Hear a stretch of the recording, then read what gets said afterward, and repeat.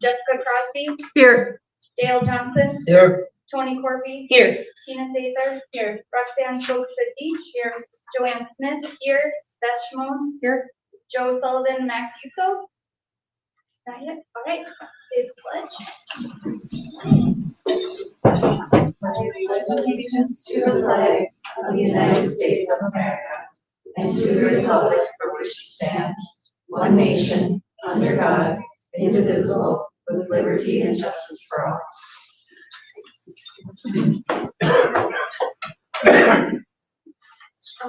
Do I have a motion to approve the agenda as presented?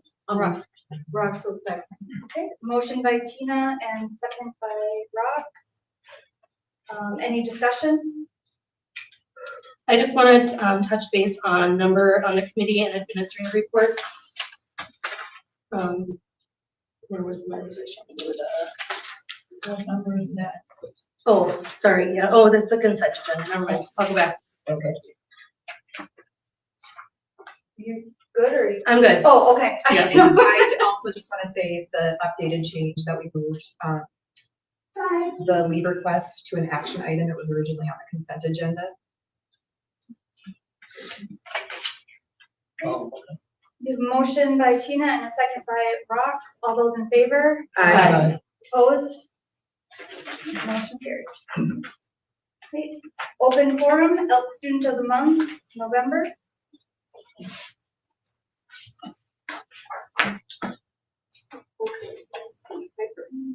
Go first. Okay. You gotta come up and stand Come on up, Piper.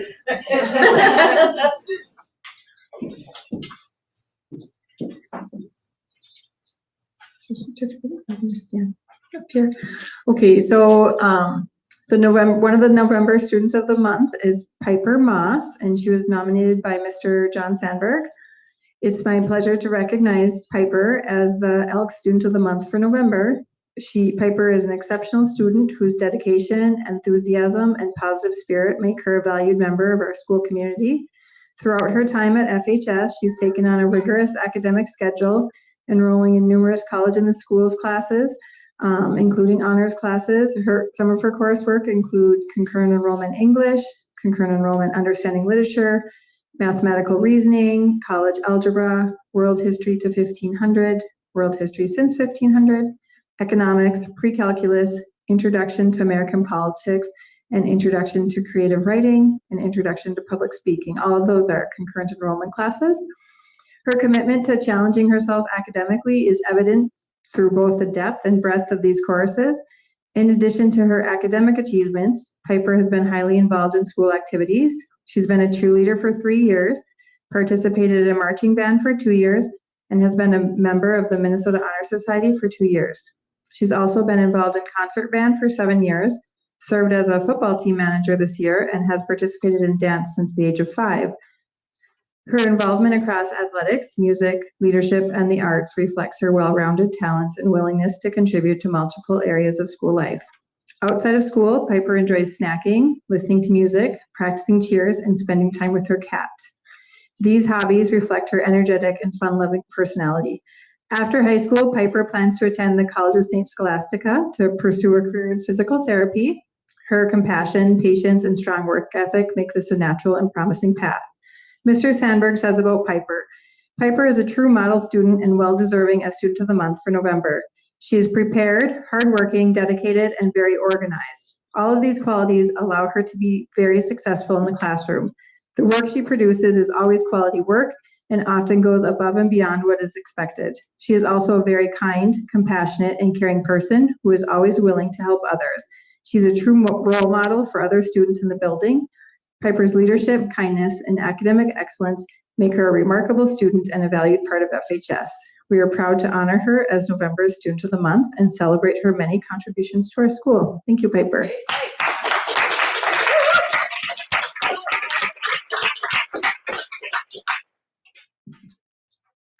And our other November Student of the Month for Elks is Kyle Kramer. If Kyle, if you could come up.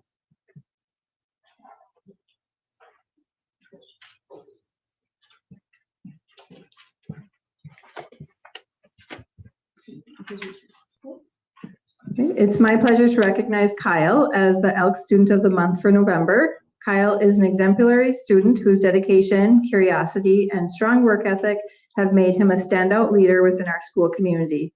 Throughout his time at FHS, he's pursued an exceptionally rigorous academic program, enrolling in a wide range of college in the school's courses.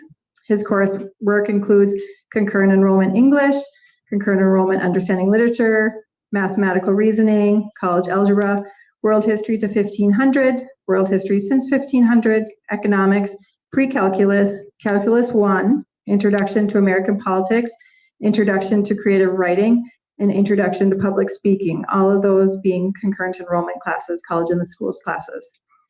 His commitment to academic excellence is evident in both the depth and variety of his studies.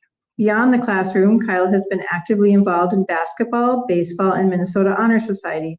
His participation in these activities demonstrates not only his leadership, but also his ability to balance a demanding academic schedule with meaningful extracurricular contributions. When he's not in school, Kyle enjoys going to the gym, writing short stories, and playing basketball. These interests reflect his motivation, creativity, and drive to continually challenge himself, whether intellectually, athletically, or personally. Looking to the future, Kyle plans to pursue a degree in aerospace engineering, a field that aligns perfectly with his curiosity, discipline, and desire to take on complex challenges. There is no doubt that the same qualities that have made him an exceptional student at FHS will serve him well as he takes this exciting next step. Mr. Sandberg says about Kyle, "I'm proud to honor Kyle as the November Student of the Month. He exemplifies everything a successful student must do to thrive at FHS.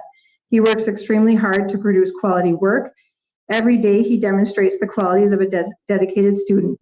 He asks questions, he questions things, he is organized, he is prepared for class, and he shows a genuine interest in his learning.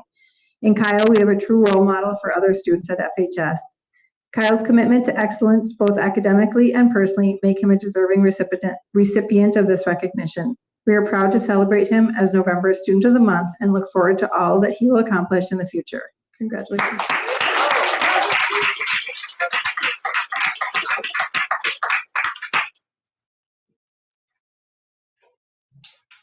Can we just grab their picture out?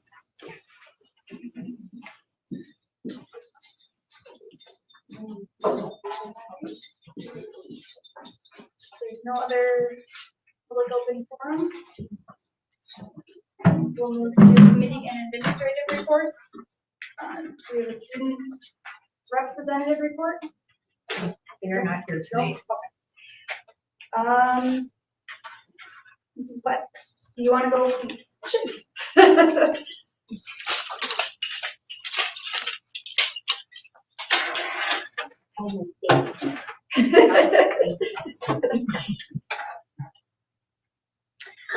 Good evening, everyone. We recently held a very successful Scholastic Book Fair, which was sponsored by our sixth grade teachers.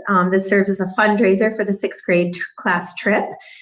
They've also been selling pies and chocolates, and they're doing an excellent job with their fundraising efforts. They've been working really hard to bring back this wonderful tradition, and the Minnesota booklets are in progress, so we're very excited about that. For Veterans Day, our students created cards and letters. They watched videos and read books, and they learned more about this important holiday. Mrs. Talmadge delivered the many cards and letters to the VFW on our behalf. We held our monthly Bronco Pride Assembly. This will be held each month. The first one was held at the end of October, and we'll host another one in November. Teachers recognized students for showing respect, and we honored our Students of the Month from Falls Elementary from grades K through 6. We are now focusing on responsibility this month. I wanted to share with you a wonderful donation from a community partner, Hasbargen Customs. Kyra Hasbargen donated Bronco Pride t-shirts in all sizes for our students, and these wonderful little bags, little go bags and lanyards. And so we have been really, we're really enjoying giving those out to students, and then they're wearing them to show their Bronco pride, which we love. And we also are really working with our Bronco Pride store. Now remember, kids earn tickets for demonstrating respect and responsibility, and things that we're looking for each month. And so we have, we're trying to come up with experiences as well. So Mr. Ringhofer has donated some sports passes so we can get the kids out to going to all the activities and bring their family, bring their friends. And then we also have, this is a ticket to have lunch with your teacher. And then I'm also doing lunch with the students of the month. We have a special lunch in December and January. We're planning hot cocoa and cookies. So we're going to try to have some fun events just to celebrate our leaders and celebrate the wonderful behavior that we're seeing. Let's see. We will be having an assembly tomorrow for Native American Heritage Month. This was organized by our Indian Education Department. We'll have 2 different sessions, one for K through 2 and one for 3 through 6. Warm winter clothing, we just want to say is always welcome for anyone wanting to donate warm winter clothes.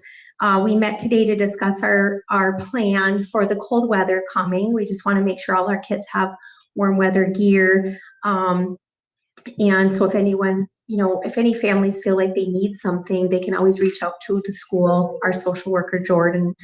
They can reach out to me or any of our staff, and we'd be happy to find warm clothing for kids. We continue to focus on high impact teaching strategies. We're placing a strong emphasis on phonics and also math fundamentals. We're really seeing that we need to get back to basics with our math. So that has been our focus most recently. So thank you. Thank you.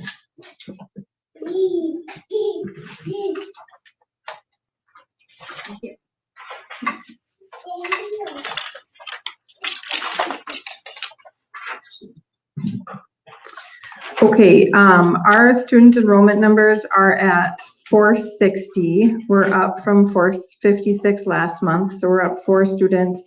And then we do have a couple more new students that will be starting after Thanksgiving break, December 1st.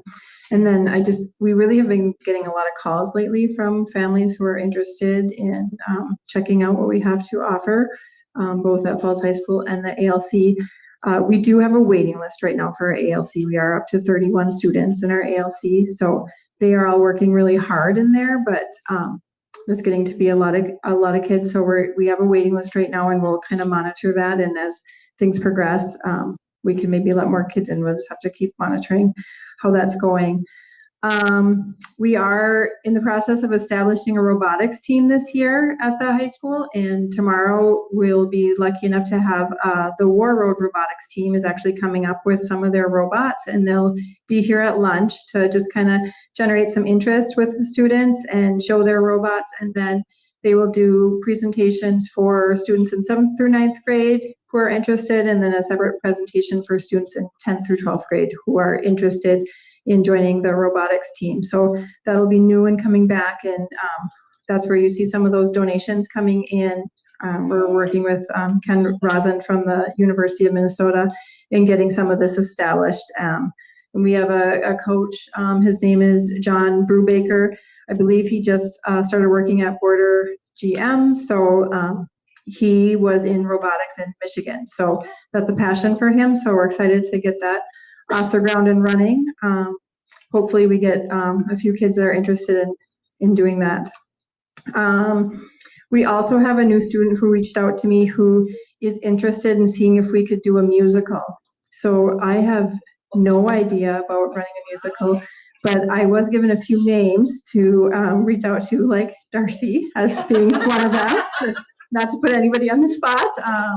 So I will be doing some behind the scenes investigation. I'm going to meet with her next week to see kind of what her ideas are and brainstorm how we can make something like that happen. They did that at her old school, and that was something she really liked. So we'll hear her out and see what we can offer. I know it does get hard and tricky when we don't have choir, but if there are still opportunities that we can offer to our kids, I think that's great. So Let's see, we have the same assembly tomorrow, and our groups will be in 7th through 9th grade and 10th through 12th, and that's the reason why they're alternating with the robotics team as well in those grade levels. And then behind the scenes, our PBIS team is getting established. Our team is established. We're getting our Bronco Power Store up and running. We need to purchase the items for that so that we can get going with that, but that will hopefully be going soon. I know kids have been asking about that, so we'll get that up and running. And then we still have just been doing a lot of work on trimesters behind the scenes, like really looking at that and looking at more opportunities to bring electives and more college in the schools classes through trimesters. We did talk to student council about some of this potential, and there are a lot of kids that are very excited, and a lot of 10th graders who have told me that if we are able to offer an AA, they would stay here, that they were planning to go to post-secondary, but if we can offer the AA, they want to stay here and have that experience. So I think that offering more electives and having an AA in-house will be huge. And then, of course, being able to offer more CTE pathways, like we're exploring right now, like could we potentially offer a certificate in wildland firefighting? Could that be an option for us? So kids could leave here actually with that certificate. We're looking at, like I talked about when we did that walkthrough, like the mass communication classes or media communications, like can we get a certificate that also doubles as college credit? Same with the wildland firefighting, that could be a CTE class and a college class as well. So you kind of kill two birds with one stone. And when we can have it be career pathways, we also do get some reimbursement from the state in that aspect too. So that's nice too. But I mean, really at the end of the day, we really need to get more electives in the building for our students. We want them to want to be here and want them to have more opportunities. So looking at the trimester has been pretty positive. We have a listening session. I had one tonight, but I only had one staff member come. We have another one on Thursday, so hopefully some more staff members come. We've talked with the leadership team about it. So I'm hoping that we can look at that and really, look at potentially an MOU soon, because it will really be a very large endeavor. So I'm hoping that we'll be able to kind of separate that a little bit from, I know it's negotiations this year, and so that gets tricky sometimes, but hopefully we can separate that so we can really be planful and really start building that schedule and really putting electives in front of kids and having them register so that we can show them what opportunities we have, and we can produce good courses too if we can give teachers enough time to be planful. So trying to be methodical about all of those things. Yes, Roxanne. Just wondering about the AA. Do you have a timeline, do you think, for AA? Are you thinking a year from now, or?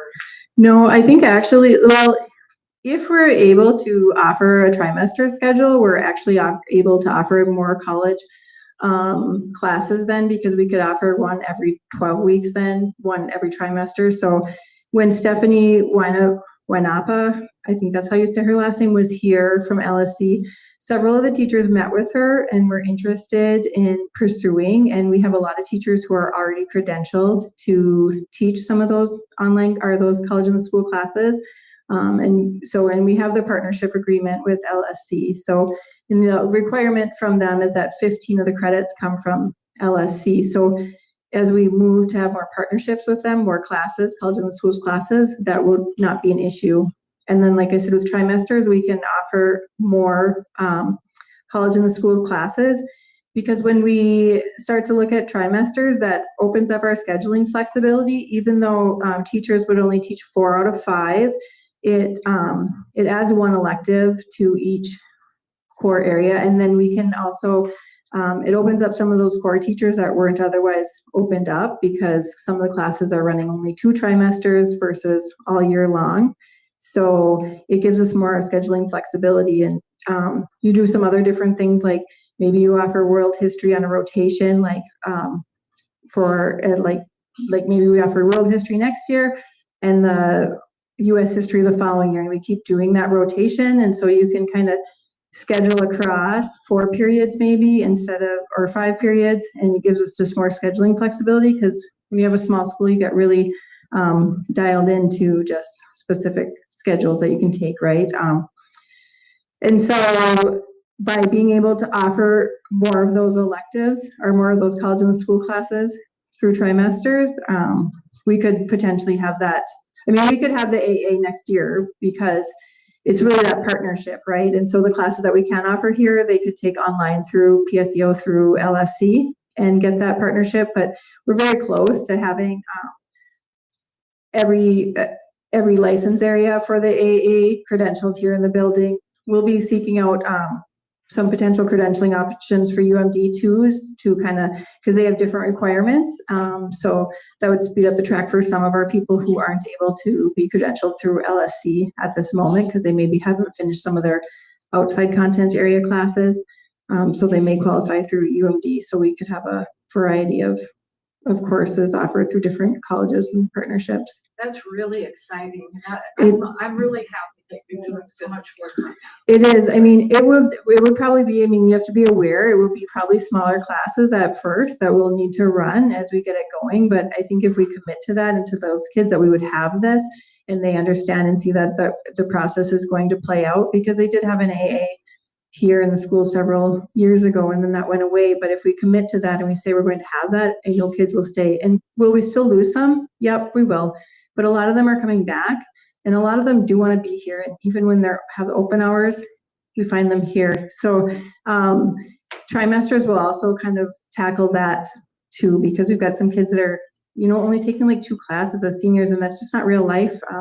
Talked about that with some employers too. So we're working on expanding our work-based learning options. We had a good meeting with PCA the other day, and we're having a meeting with the state just to find out like what we need to do to be able to get kids into that industry partnership, because there's so many safety restrictions and things like that. But there are things that we can do and different trainings we can offer to make those partnerships happen. So I think that's important.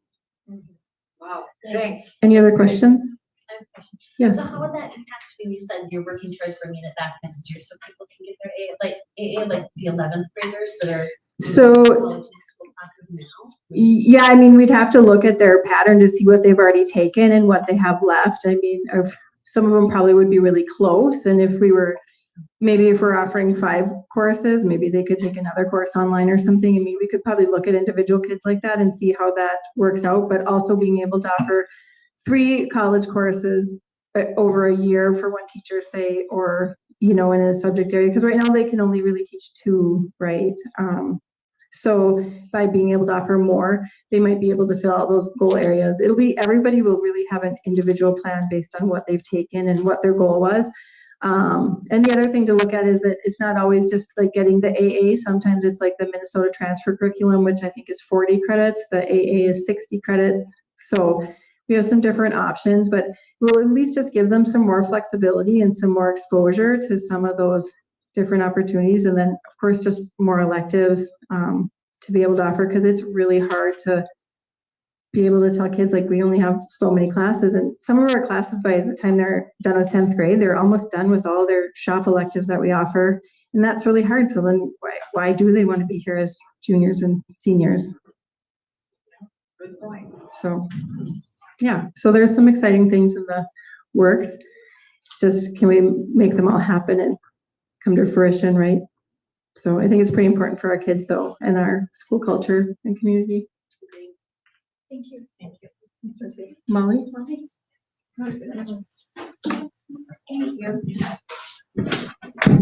Okay, I have the community ed report. Just a small early education update. We currently have 65 students enrolled, and we have 1 opening in all day, every day 4-year-old preschool. For some reason, we just can't fill this spot. And we're just looking for 1 4-year-old to sneak up. And then we have 1 opening in 3-year-old Thursday, Friday preschool. And then a community education report. We had driver's training at the end of October, and we had 22 participants. So that was a good turnout. Lifeguard certifications. We had 7 students actually who took the class, which was really exciting because it adds to our roster and our availability to open the pool.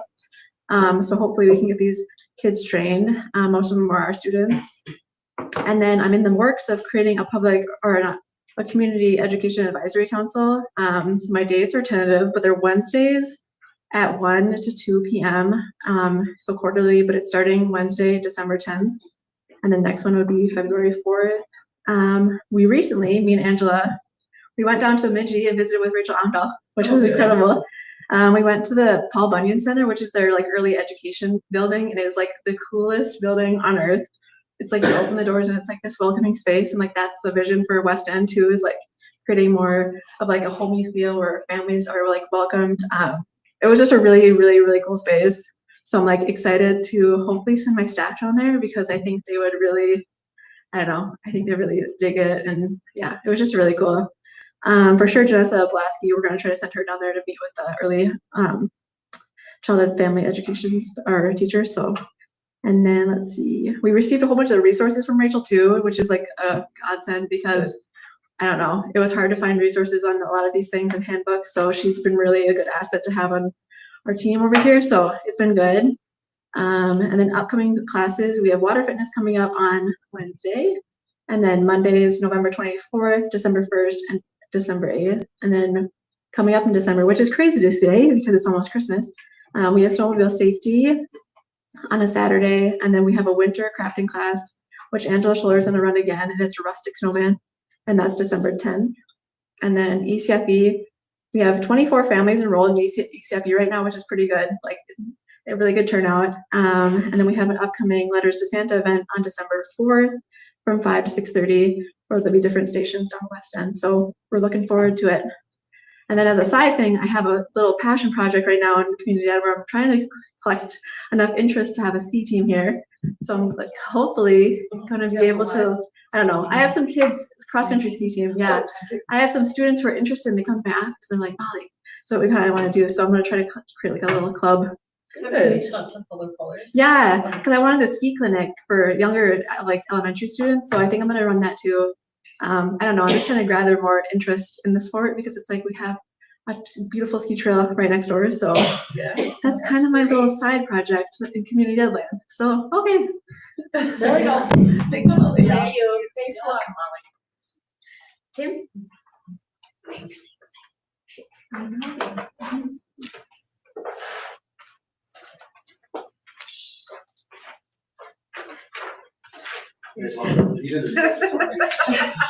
We love to hear. I You gotta hear that radio station. Right? Yeah, thank you.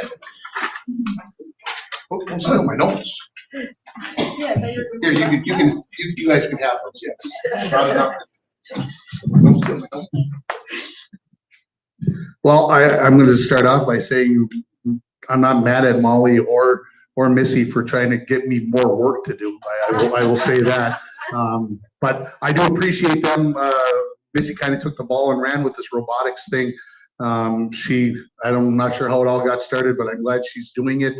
And of course, with the ski team, Molly's on me just about every day about, we need to get this thing going. And I'm like, I understand. So we're working on it because we want all the kids to have those opportunities. So please understand that I'm behind these things, but I appreciate their help on it as well.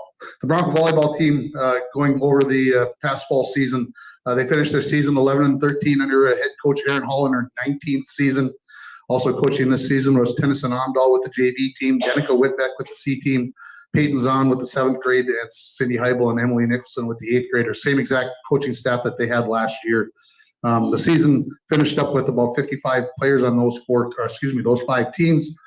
The elementary volleyball program was coached by Sarah Peterson, Emily Nicholson, Kim O'Laughlin, Christy Levine, Julia Anderson, Addison Wallander, Janet Humbert. I hope I didn't miss anybody. Numbers continue to be strong at that level. There was 55 or 56 somewhere around for those 3 to grades 3 through 6. Cross country team had 24 athletes this fall. Were coached by Cheryl Hendrickson in her 4th season, and new assistant coach Lexi Erickson. She's very busy being the assistant coach for 3 sports this year. The team held their Heil Pike on October 14th, and thanks to the coaches, athletes, custodians who got the course ready here at the high school. Again, the number of teams down a little bit this year because of the flatness of the course. Hopefully someday we'll be able to find some place with hills again. The girls swimming and diving team had another successful season. They went 6-2 in their dual meets. 6th-year head coach JJ McBride and her assistant coaches Ashley Mitchell and Haley Silvers led the teams. They had 25 girls out this season for swimming and diving. Those numbers continue to just keep creeping up a little bit. Every year it gets to be a little bit more. Ashley and Haley, they coached 3rd through 6th grade girls. We added 3rd grade recreation swimming for the girls and the boys this year to try to see if we can get a couple more kids out there and get them interested. And they had right around a dozen swimmers. Football, the Bronco football team finished their season 5-4 under 6th-year head coach Seth Edisted. They had 35 players in grades 9 through 12. Again, that number up a little bit from last year. I think last year was 32. The assistant coaches were Jake Edisted, Dennis Sitke, Jared Koshik, Brandon Barris, Norman Nelson, and Christian DeVerney. Those guys have pretty much been there for the last couple of years, but pretty consistent there. You always like that in your coaching staff, so it just makes it easier for the kids that transition year after year. The football cheerleaders had another successful fall season as they had 9 members under new head coach Emily Getty. The JV football team was able to get in 6 games this season, and we're looking at maybe cutting back that next year with NEA messing with our schedules next year. I'm not sure if you're aware, but fall season start late as they possibly can, but NEA stays early. So they'll be playing 2 Wednesday games in a row next year, and it screwed up the volleyball schedules and the cross-country schedules. Anyway, just so you're aware that we'll probably only be down to 5 JV games next year because of that. The junior high football team was able to participate in 7 contests. They had 25 players out. They haven't had 25 players out for years, and I think that has a lot to do with tackle bar football starting in the 5th and 6th grade. Dylan Holt and Shane Donner were the coaches. The 5th and 6th grade football team, they again played tackle bar football this fall. They had 28 players out, 13 in the 6th grade and 15 in the 5th grade, if I remember correctly. They were coached by Ross Hammer, Zach Pearson, Lake Larson, Troy Freeberg, and Brad Kokesh.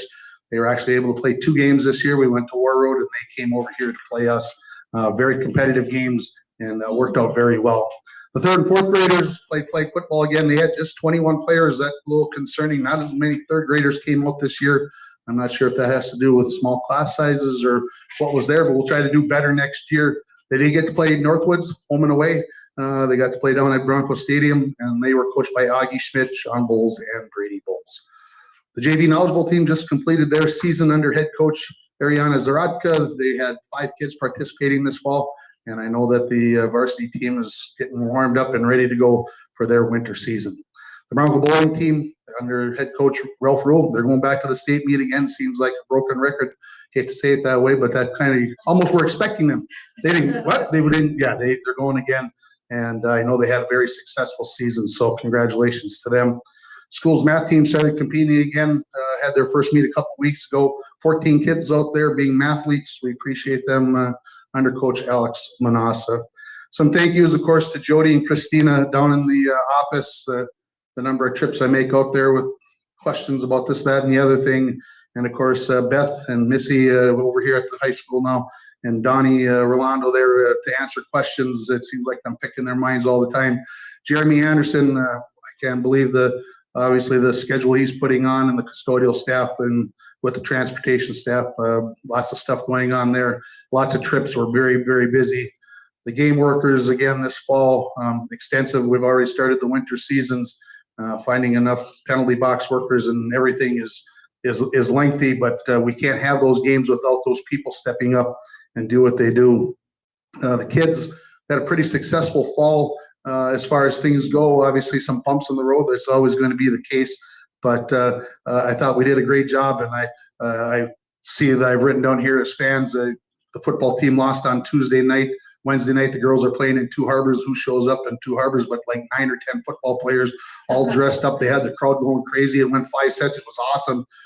The boys from Two Harbors and the band were there. They were giving each back and forth, all in a good nature. It was awesome. So I really appreciate those guys and everything that goes on during the season. And of course, a thank you to the coaches. The number of hours is insane, and we're expecting more and more of them because it's becoming a 365-day-a-year job. It never ends with the fundraising and going to meetings and getting this done and talking to your kids and keeping them interested. So a big thanks to them. Of course, our winter seasons are almost all underway. Basketball boys basketball started today. Girls basketball and boys hockey started last week. Of course, we had the IRC boys hockey jamboree here. About 10 hours of madness, it seemed like, with hockey teams coming to town and there were pucks flying everywhere. And it seemed like the kids and the teams got what they needed. Of course, the girls hockey team already has 2 hockey games under their belt. They played at home last Thursday, and they have a home game this Friday. Boys swimming and diving, of course, starts next Monday. One act play. They've got their list of kids that have signed up. Speech is coming right around the corner. We talked about Knowledge Bowl. Of course, we got cheerleaders for boys and girls basketball. It's boys basketball and boys hockey, excuse me. And of course, we talked about robotics and Nordic skiing. And of course, we're looking for an esports coach. So if anybody out there is listening or watching this and you're interested in esports, we would love to have you, because we've got about 10 kids that are interested in being in esports. Okay. One other thing, Beth asked me, oops, sorry, go ahead. Ask you to clarify esports in case someone's listening. So esports is basically gaming on, it would be on the computer, so they would play, because this is kind of out of my wheelhouse on this one. Super Mario, Smash Brothers, chess is one of the games. Yeah, there's some other ones there. Fortnite, and Casey's over there smiling, going, yeah, keep going. See how many he used to be the esports coach. There you go. You guys, Mario, see, there you go. So anyone good at that should sign up. We need somebody to kind of advise them along the way. So, and be there to sign them up and get everything going. And the preseason's kind of started. The regular season starts actually December 1st. So 2 weeks from today is the start of the regular season. So everything's kind of set up. Most of the kids are registered. Now we just need somebody to be there to make it happen. Thank you, Casey, for volunteering. I think that sigh meant that I could make that happen. Yeah. And I can tell you that kids are inquiring about it. Today we had 2 kids reach out. So I think there's another component of another area that kids are interested in that maybe we wouldn't see in football or hockey or volleyball. Yeah. So it's kind of creating an element of excitement. That's great. Yeah. Wonderful. Casey. And I don't want to get too long-winded here, but I do want to mention this. Beth asked me to talk about 9th grade governance, just to give you guys some background. The Minnesota State High School League, for how many ever years, has only covered the 10th through 12th graders. So technically 9th graders weren't under the insurances and everything else. In the last 8 months, the vote went through, I think it was like 97% to 3% for passage, that the 9th graders would be covered now under the Minnesota State High School League through insurances and all that stuff. Well, of course, it's created some other dynamics, because, for example, the Iron Range Conference junior high track and field meet, there was a 6th and 7th grade, there was an 8th and 9th grade one. Well, now your 9th graders can't compete with the 7th and 8th graders because they're not Minnesota State High School League athletes a lot of times. And now 6th graders have never been covered under the State High School League, and of course, that has stopped that. So it has started to create some thoughts, and people, and I want to say this in the best way, are kind of trying to make sure that we're all following the same rules. And of course, there's ADs who have opinions about which way those things should be. And so it really, we had an ADs meeting 2 weeks ago down in Chisholm, and some people came in with some ideas, and a lot of people said, no, that's not going to work for us. And a lot of it has to do with paying coaches. If they're a state high school league sport, they should be paid differently than if they're a rec sport. And Beth and I have been talking about this. So for example, this fall, Jenica Whitbeck was the C team coach, and we paid her what I would call a Minnesota State High School League salary, because she was now coaching kids that were under the Minnesota State High School League salary rather than rec. This winter, I'm looking hopefully that we've got enough boys basketball players out that we really need to have a C team coach. We need to find somebody to do that. I've yet to see an application for that, and practice starts today. And so we're kind of whatever, but we've got 33 boys now signed up to play basketball. We've never had 33 boys basketball players in I don't know how many years it's been. So it's great excitement that we've got kids all, like I said, these numbers and these programs continue to go up. But that poses the problem from your guys' end, is how are we going to pay for these people? At the same time, junior high sports and the individual sports like cross country, swimming, track and field, and and golf. Now these people are considering eliminating junior high. There will be no junior high meets. So swim meets, we haven't had junior high meets for the swim at a regular meet in years and years. Well, the consensus at our meeting 2 weeks ago was there will probably never be junior high swimming ever again. Everybody's going to be a Minnesota State High School League athlete, 7 through 12. Cross country, same thing, 7 through 12. Everybody's going to be either varsity or JV. There won't be any more junior high races run when you go to a cross-country meet. It'll be possibly a C team, but not a junior high. And so again, that begs the question about how much are they getting paid and salary schedule. And I know I've talked with the union, and I've talked with Beth about we need some steps. And so it's something that we're working on here. This is definitely a work in progress. I'm not saying this is black and white, and what I told you tonight is the end all of end all, but the individual sports are going to probably be treated differently than, say, basketball. Basketball probably will always have 7th and 8th grade basketball teams, junior high teams that will be considered non-Minnesota State High School League. But 9 through 12, those kids are going to be considered, for the team sports at least, those sports are going to be considered State High School League, and then you won't have for those 7th and 8th graders. So Beth just wanted me to kind of put that out to you and see if you had any questions. And I'm not saying I can answer them truthfully or honestly, because we could go to the next meeting and it could be very different, or people could feel differently. I know one school came to the meeting and said, for basketball, we're going ABC, no junior high. And everybody's like, whoa, whoa, whoa, whoa, whoa. That's not going to work for us because we got an A, B, and a C team already. And what are we going to do with our 7th and 8th graders? So, the bigger schools and the little schools there's some opposition there about where we're going to go and what's right and what's going to happen there. So I just want you guys to be aware that there's some changes coming, and like I said, with payment of coaches and what coaches are going to be considered and licensures and those kinds of things. And, 7th and 8th graders not practicing with the 9 through 12, for example, in track and field. 7th and 8th graders no more practicing with the 9 through 12. If they're considered non-state high school league kids, they shouldn't be at a state high school league practice. So yep. How is this gonna come down to a final decision? Do you have any idea? The scary part about that, Rox, is this. Every area is going to possibly be very different, because in the Twin Cities, they don't have junior high sports. All their kids are run through some rec program, through the YMCA or whatever else. So those schools down there, they're 9 through 12, and they don't have the 7th and 8th grade. They don't worry about the 7th and 8th graders. Those come in another different pile of kids. They got so many middle schools and everything else, so they only worry about them when they walk in the door for 9 through 12. So I would guess our area might treat it one way. You go west with the War Roads and the Rosos, they might treat it differently. You go south, obviously every area might have it different. And so it's going to be an interesting dynamic. And like I said, how long is it going to take for it all to shake out? And, people who say, well, the state high school is overstepping their bounds and they did this and they shouldn't have done that and all that other stuff. And like I said, it's been a learning process. And the AD's having meetings and discussing about, well, this is the way we're interpreting it, and this is best for us, but that's not best for them people. It's difficult. So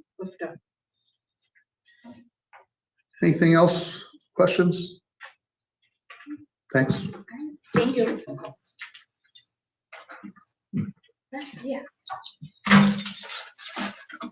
You've waited so patiently. Come on up, ladies.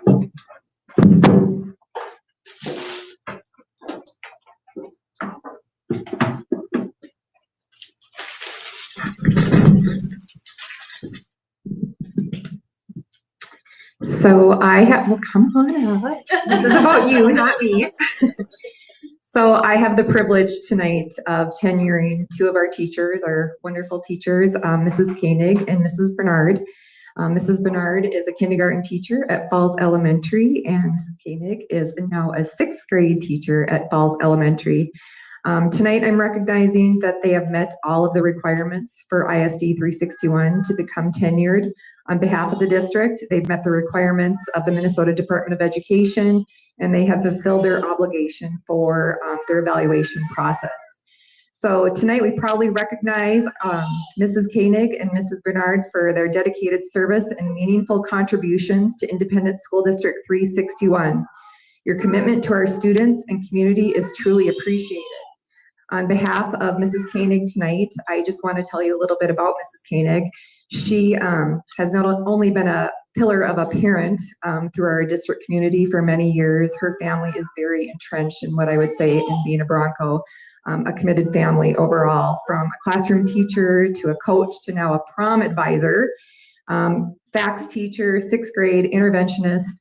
Shelley has really committed herself to the district and to what I would say our youth throughout International Falls. One of her colleagues described her as somebody who's extremely dedicated. She is patient, works with children, and really makes sure that they know that they have the potential to be successful in and out of school. One of the things I really love about Shelley is she is the same person inside of school that you see outside of school. She has a human element to her that I think is really nurturing and provides kids a safe space to be the person that they were meant to be. And that's one of the reasons we moved her to a sixth grade classroom, even though I don't know if she was 100% happy about that. You know, she is just somebody that we felt needed to lead a classroom, and what she has shown us in just the few months that she has been at the forefront of leading a classroom. Mrs. West said the other day, you know, she's extraordinary at what she does, and I'm really glad to have her in the classroom. So Shelley, on behalf of ISD 361, we want to thank you for your years of service, and we are so proud that you teach and are a part of the school district team. So congratulations.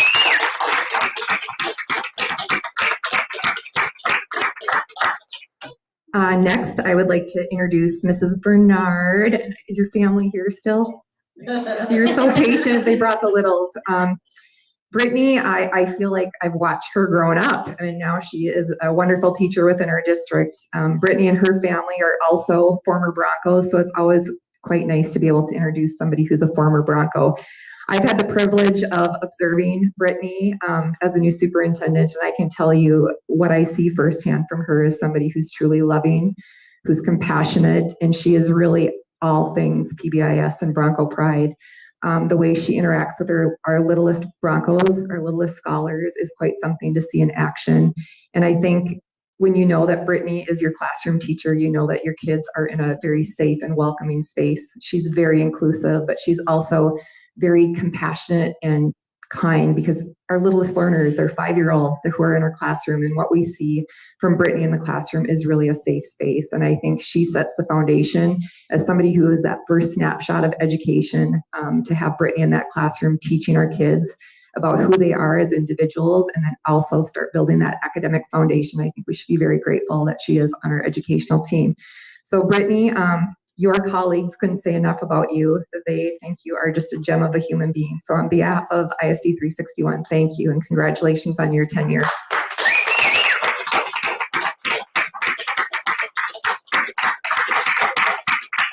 So if it's okay, we're just going to step out to take a picture. If you want to take a break or move to committee reports, you can do that.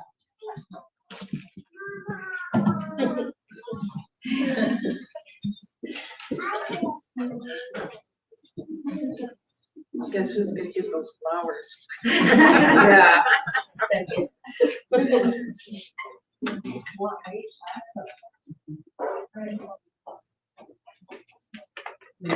Yeah, might as well just, go to, so policy committee, we haven't met yet. We're, going to start putting, Either of those bikes were picking up anything. This one's still working. policy committee, we are going to start adding, policies, hopefully, next meeting, depending on how long it's gonna be. But other than that, just normal stuff. Athletic committee?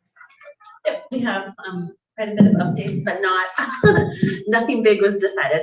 We talked again about the athletic trainer, and Beth was gonna do some follow-ups on that. We talked about rink rats with Mr. Ringhoffer. He had some kids that were interested in rink rats. We were gonna have him reach out to MHS and student council and get more information on if they had volunteers or not that wanted to do it. I did. You did? Okay, perfect. We talked about evaluation forms for coaches and looking at them again for the 26-27 year. Kind of updating them to align more with MSHSL guidelines and our Bronco handbook. We also talked about the athletic handbook, which I believe is on the agenda to approve. So we made some progress there. Some other little notes we talked about with a board member leaving. Now we need somebody for MSHSL as a representative. We talked about Sports fees, we noticed some places they weren't balanced in case any parents saw between Infinite Campus and Arbiter. I guess I would suggest that if you've seen that your kid has a fee online and you know you've paid it, to maybe call and talk, because it was an issue, I guess, where things were missed as they switched systems. We also talked about looking at complaint processes and procedures and updating some handbooks for bullying and harassment in our athletics handbook. More information in 26, 27. We're going to look at that a little bit more. We also talked about donations. I guess there's been a large volume of donations hitting community members and a lot of the same businesses over and over. So we're wondering what we could do to help kind of rein that in. So that's no decisions were made, but that's also something that needs to be looked at. You mean the teams going out and asking for Yeah, donations? like people going to the same businesses Yes. over and over. Like the Yes. businesses are getting hit really Yes. hard, the same ones. So, and a lot of them, it'll be like one team going, then another team not knowing they went, so then another team went there, and and so on. So we talked, how can we rein that in? We need to talk about that some more as well. And along with that kind of goes our booster clubs. We're looking at what guidelines are out there for them, and do all of them have the proper procedures in place that they should be following? Are they all truly registered as nonprofits and things like that? So more to come on that as well. And we also talked about departure times in and out, that we need to look at that a little bit more in 26, 27. For example, things like guidelines, a coach wanting to get the team out early versus do they really need to leave that early to get there in time? Stuff like that, just so that there's more consistency on when they can leave and thresholds for coming in late the next morning, depending how late they were out. So more to come on that in 26, 27 as well. May I ask what rats, did you say Rink rats, it would be like the kids that were looking at it, I guess, we would have to define it what they were gonna do, but they would help out with things like, taking the nets off the ice. We also talked about maybe they could help out with things at the football field, stuff like that. So nothing's set in stone, just some people had came to Tim and asked if we had any rink rats. And then we kind of talked about it and said, maybe that's an opportunity for our kids that need volunteer hours, like student council and MHS, so. Okay, Yeah. cool. Anything else for athletic? Legislative, Rox? Yeah, well, there have been some questions. I talked with Tim Ringhofer about this. There are, first, I guess I should ask, how many people read the last email that I sent out about coffee and conversation? Did you guys? So a lot of this is gonna be review for you guys, but for anyone out there, it won't be. But there are questions regarding transgender individuals and rules under the Minnesota High School League versus the federal government. So far, nothing's changed, and so it was just brought up at the MSBA legislative discussions. And also, it was brought up that some schools in northern Minnesota have had safety concerns, safety problems around the entry time into the school in the mornings, having people come in that don't belong there, fighting occurring and stuff. We've been very, very lucky, but it's something that was brought up to make people aware. Also, regarding cell phone policies, the state doesn't have a policy. North Dakota does. No cell phones in all of Minnesota or North Dakota schools, but cell phone policies vary in school districts. And so I just emailed out some of the different ideas that people had brought up, what works, what doesn't. The last thing is, the delegate assembly for MSBA will be reviewing all the resolutions that were sent in by various school districts in December. However, here's the sad news. It looks like the one that our board submitted, which I did a lot of the paperwork for it with Ginger Christensen's help regarding reducing paperwork for early childhood special ed. And the reason that I wanted to focus on that particular category was that having a lot of experience with it and knowing a lot of other special ed teachers, it appears that early childhood special ed has even more paperwork required than other categories of special ed. So I submitted a ton of examples and was so excited, but you know what? They divided the resolutions into categories, and unfortunately what I believe our resolution is going into is a category called MSBA continues to advocate for this general concept, and thanks for your input. Oh, Like, oh my gosh, I worked so hard on that. It's still going to be in the pile of resolutions, but it was very disappointing to hear that. I'll keep on pushing for things like that, but that's all I have. Well, thank you for your work, though. Yes. You're welcome. All right, we will move on to the consent agenda. Do I have a motion? Oh, sorry, I totally forgot. Oh, you stepped out and I was going. I just have a few things that I want to go over tonight. I want to give you a brief update. We'll have a short presentation on the construction phases at our December meeting. They're putting together a presentation for me right now, but they're also putting together a short video clip that we can put out to the public. So that's going to go on our social media and on our website. So stay tuned for that. I do know that we have something happening at every building throughout our district. So, you know, the excitement is in the air, but also the safety concerns, right? We're seeing big equipment come through. We're seeing a lot of construction people come through. So we're making sure that we're doing what we need to do at the entry points of our schools, but also even with some of the big equipment that has come to our surprise at Bronco Arena. We have noticed that we had to do some shifting, especially over the Jamboree weekend. We weren't quite prepared for that. So our district facilities director, Mr. Anderson, he has been phenomenal in making things happen really fast.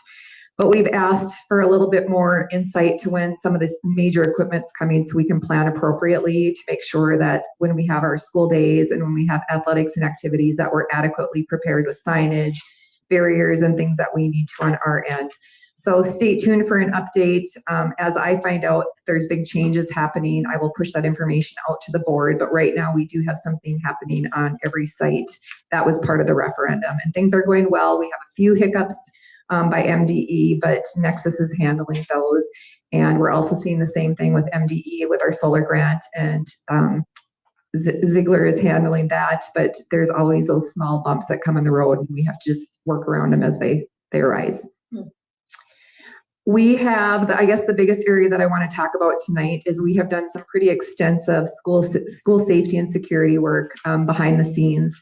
We just met a couple weeks ago. We had a team of administrators, local department leads, our transportation and facilities director. We met with MDE. We did a walkthrough on the day that we were closed. I think it was last Monday. And the MDE state department came up and just did a walkthrough of our building. And we started looking at doorways. We looked at windows. We looked at the construction of the layout of our district. And they spent about 2 hours with us. Local law enforcement agencies were also with us at the table. We talked about collaborating and what we need to do, whether it is a medical emergency or a critical violent incident. And so we had some great conversation. And one of the things that came out of that, and you're going to see a lot of local area school districts, we want to make sure we're all on the same page. We're all using the same language, calling into the same numbers, making sure lines are free, what do transportation pathways look like. So they have taken all of the information and data that our team gave them, in addition to their specs based on their walkthroughs. They're going to be giving us a virtual presentation. So I will welcome a few board members to attend that when I know that day is going to happen. It will all be virtual. I will invite some of you to and I think there is a safety policy group or a safety committee, and we will invite you to that. so we can take a look at some of the feedback from the state. In addition, I have been working with Willie Kostick. He is leading some work for the local area schools. So it would be inclusive of Little Fork, Big Falls. It is North Home, and then International Falls Public Schools. He is working with the Arrowhead Region Emergency Management Association. I've provided you with that handout tonight for you to review. He has been invited to be a part of a state grant that they are coming up. This team is coming up, and what they are doing is they are doing digital mapping of school districts. So we have the opportunity to participate in that. So all of these digital maps will go to all emergency services. So then in the event there is a medical emergency, a critical response, anything of that sort, the administrative or the emergency professionals would have digital access. So they would be able to see any points within the school district that are in need of urgent attention. And so they will be able to look at that from an emergency standpoint versus having to talk directly with our administrative assistants, because you never know who might be available during an incident. And we know that from last month when we had a medical emergency on our campus, you need certain people to be monitoring the situation when something comes up. So we're very excited that Mr. Officer Kostick participated in this, and he has invited the local school districts to be a part of this. The fire department was at the table, the police department, the sheriff's department, and so he's also working with the local hospitals. So we feel very fortunate to be part of that. So what will happen is this team will come up, they will spend time working with our school district administrators, they'll work with myself, and they'll also talk to our facilities director, and then we will start the process into being a part of the emergency response digital mapping for the school district. As information comes up and more information is delivered on that, I will let you know, but the person leading that work is the emergency management coordinator. It is Willie Kostick for our area. So very grateful for the work that he's done with our school district and surrounding school districts. Next, Lisa, Missy, and I, in addition to Linnea, who is actively seeking safety and security and mental health and behavior grants for our district, we will be going to Grand Rapids for a behavioral threat assessment training that's being offered. This is a very unique opportunity. As you know, we're seeing mental health and behavior really increase across the country in society as a whole, but also within the realm of education. And we're seeing the needs become greater, and we're seeing the impact on kids as young as 5. So one of the things that is going to happen is our administrative team is going to be going to Grand Rapids with other local area school districts, but also I have invited the local emergency responders to go down. So we are all, again, speaking the same language. So we're going to be attending that training in January. We look forward to the opportunities and information that we're going to be able to bring back to our district and our safety team at that time. Next, one of the things that we felt was very important based on our ALICE training is that we wanted to make sure that our classrooms and our office spaces had safety buckets. So we have invested in our safety buckets for our classrooms and our offices. Those have arrived. So now we are getting ready to fill those. So every classroom and office within the district has a safety bucket. So our students and staff have access to those in the event we had to go into a lockdown for medical or emergency. So our team is continuously building that, which leads me to, it is a priority grant focus area for us, because as we know, our dollars that are tied to public education can be very limited in what we receive and what we have access to spending for. So Linnea is actively working on our safety and security measures for grant access right now, and she is partnering with us to be able to provide good narratives. So she'll be traveling with Lisa and Missy and I as we go out to some of these trainings so she can provide accurate documentation for her grant narratives. Right now, we are waiting on our community schools grant. Missy is waiting on some grant information for the high school in some areas that she's working on. We are also waiting on the Rotary grant to see if they are going to approve a grant that we've applied for to enhance and expand our West End playground. So it becomes a community playground. So when we have outdoor activities and we have summer programming, we have a nice up-to-date playground that is also ADA compliant. That's really important to us to make sure we have an inclusive playground that all of our students can play on. We just applied for a grant called Healthy Water Stations. So one of the things we know, the state is really looking at lead levels within school districts. So one of the things that we are really actively working on is making sure that we're applying for grants where we can put in water stations.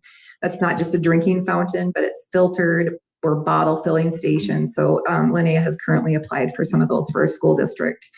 Our family gender neutral bathroom for the pool wing will be completed by the second week of December. That is something that we didn't have on our pool wing, so we're very excited about that. It's beautiful. If you get a chance to walk down there, they're getting ready to put the final touches on that in the week ahead. Next, negotiations have really been halted until we found out where we were going to go with our health insurance. We did get all of the information back, and the district did a vote. They have voted on the PEEP renewal. So you're going to see that on the board agenda. So we already partners with PEEP, and we will be presenting to the board tonight for renewal of a 4-year contract with PEEP. CISO will be joining us next month for our December board meeting, where we will have our truth and taxation hearing that will be presented to the board. We'll talk about any adjustments that we're going to have to make in the budget based on how the first half of the year has gone. In addition to, they are working on comprehensive budgets for each school, community education, athletics, and certain divisions. So each person will have their budget at their fingertips. Last but not least, I just want to say, I think you can tell, I was going to highlight a few things, but I think you can tell by what has happened and been presented by our AD to community ed and our school principals. There is a culture of excitement around here. We have some really great things that our administrators are working on behind the scenes. Their work is not for faint of the heart. Their hours that they put in are excessive, and I really appreciate the efforts on behalf of everybody who's leading a department right now.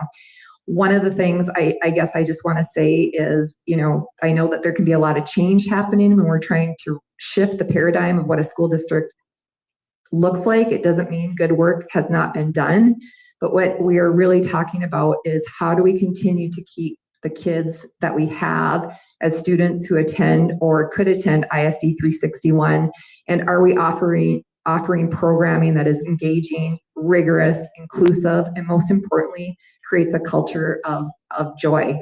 When we go to work, we want to feel joy, and I think when we have to look through the same lens of not just an adult who is a classroom teacher or a principal or a superintendent, but look through the eyes of a 6-year-old, look through the eyes of a 16-year-old.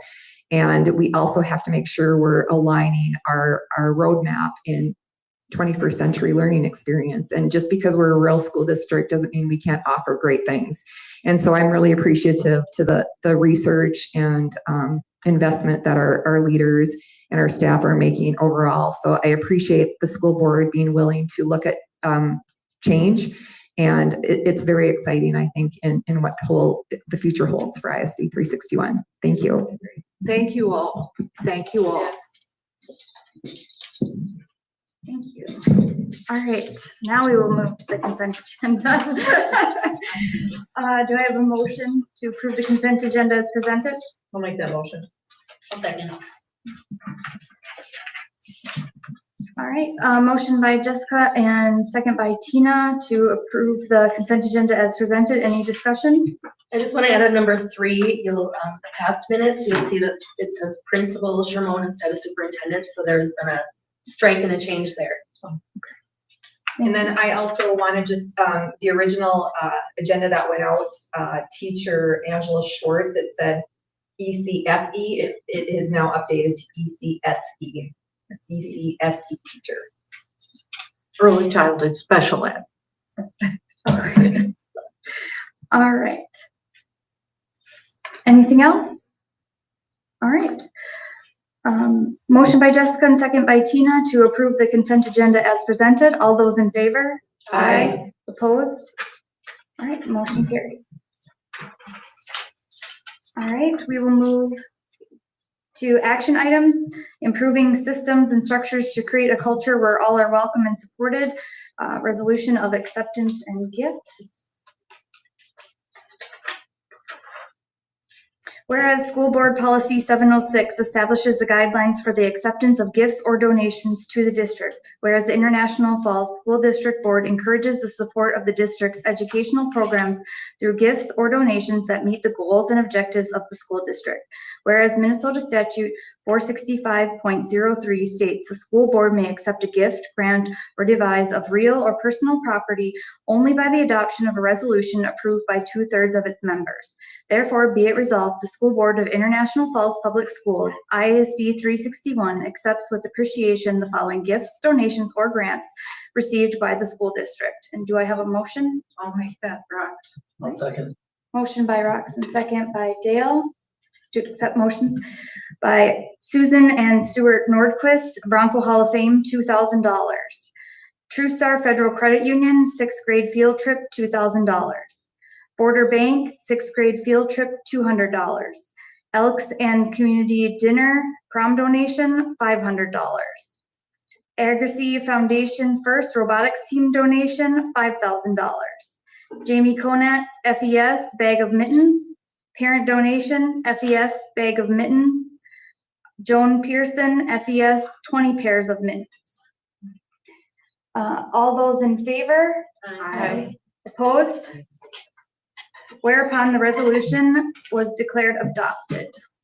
And now we will move to approving the ISD 361 PEIP health insurance renewal. Do I have a motion? I'll make that, Rox. Okay, motion by Rox, a second. Second. Second by Tina. All right, discussion? Any discussion?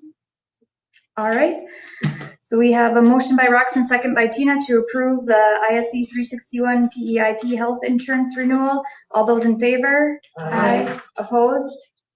All right, motion carried.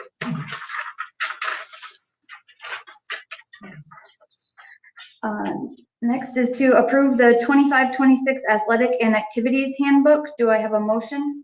All motion. I'll second. Okay, motion by Jessica and second by Tina. Any discussion? All right. A motion by Jessica and second by Tina to approve the 25-26 athletic and activities handbook. All those in favor? Aye. Opposed? Motion carried.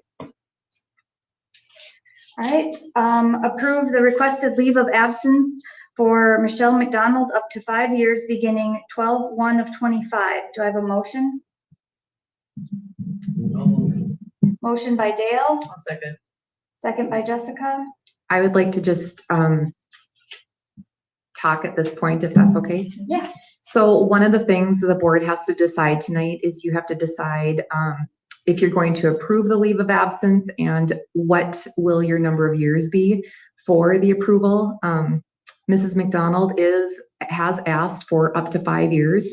And what happens in this process is the board has to make a decision on, do you want to grant the 5 years or do you want to look at a different number based on what is practice across school districts? So I just wanted to bring that to your attention tonight.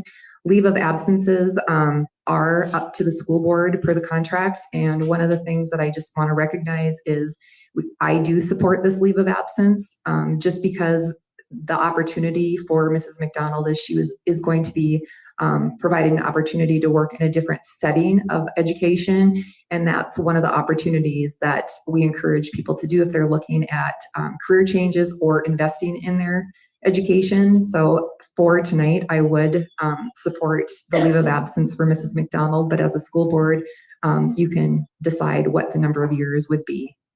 Isn't 3 years typical? Three years is the average that you generally see across school districts. 3 years, yes, that would be the norm of what you see for a leave of absence. I mean, So why 5? The contract states they can request up to 5 years for a leave of the absence, but you can't leave for like a unilateral position. So for example, we would not grant a leave if I was a fifth grade teacher to go to another school district in a fifth grade classroom. Do you know what past has been? I know you probably don't, but I'm trying to think and I don't Past has remember. usually been 5 years. Has it? And I do know when I spoke to the union, some leaves have been granted, some leaves have not, and this is a decision the board makes. But I do support this. So what are the repercussions to the school district in terms of if you approve it for 3 years or if you approve it for 5 years? Does that mean, so approving a leave of absence means she has a position here, right? For the amount of time that we Correct. grant? Yep. And I don't So know what basically- past practice has looked like here, so that's not any guidance I could give you on based on what you've done. But what it does, it retains a spot should she determine that she wants to come back to the school district. So we It hire holds a spot. like a long-term sub position? No, we would fill the position, we would open the position up, we would hire, but in the event we had to make cuts or, if she determined that she wanted to come back to the district, it could be possible that that person could stay on because they could go into, there's retirements every year. Right. But it does give her a spot in the event she wants to come back, but she does have to let us know each year that she's approved for by the deadline. I think it's right around February. Oh, She would have to let us know. is the spot, is it the specific job that she would come back to? So anybody who takes a leave of absence does not get their original spot back. They would go to an open position. So for example, if there was an open position at Falls Elementary School, that's the spot based on what the administrators think for assignments for the year, but they're not guaranteed their actual same position that they left upon. I guess 5 years is a long time to me. I mean, I would go with 3. I was, for some reason, I was thinking 3, yeah. sticks in my head too, but I don't know. How often do we encounter this? That's my first time. Oh, it's periodically we have, it's not rare. Yeah, usually, I want to say that, I'm trying to remember the last one that we had, but I want to say it was like they asked for a year or something to go do something.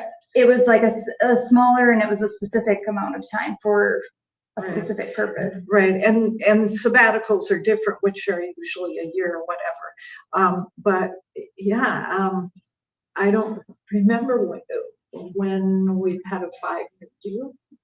I do. She opted to not come back at that time. After 5, okay. Yeah, so the process is they will have to let their building principal or me know by a specific date every year. So whether it's 3 years or 5 years, but then at the end of whatever the board approves for the timeline, they have to make a decision, yes or no, and then that leave would be closed out. Well, and then I guess too, like whoever's filling that spot, after 3 years, if you fill the spot, you kind of want to know if you have a spot too.